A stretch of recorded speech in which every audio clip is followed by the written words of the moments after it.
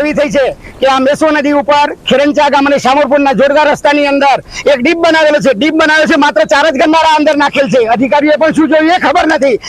અને જ્યારે ઉનાળો આવે ત્યારે એમને જોવાની જરૂર છે. છેલ્લા 5 વર્ષથી લોકો આ પરિસ્થિતિને વણસીને સહન કરી રહ્યા છે. આ પરિસ્થિતિ દૂર થાય અને લાગતા વખતે અધિકારીઓ પદાધિકારીઓ તાત્કાલિક તપાસ કરી અમારો ન્યાય લાવે, અમને નિર્ણય મળે અને અમારી સુખાકારી બને એવી અમારી નમ્ર વિનંતી છે ગ્રામજનોની. મારા તબેલો ઉપરવાસમાં આવેલું છે. મારે ઘાસચારાની ખૂબ તંગી છે અને લીલો ઘાસચારો તણાઈ ગયો છે અને પુલ તાત્કાલિક બને તેવી અમારી માગણી છે. અમારી સાહેબને એક જ માંગ છે કે મારું 20 વીઘા ખેતર નદીની પેલી બાજુ છે અને અમારે કાયમી તબેલો ત્યાં છે. જવું કઈ રીતે 20 કિલોમીટર ચાલીને અમારે આમ ફરીને આવવું પડશે શામરપુર ગામમાં થઈને.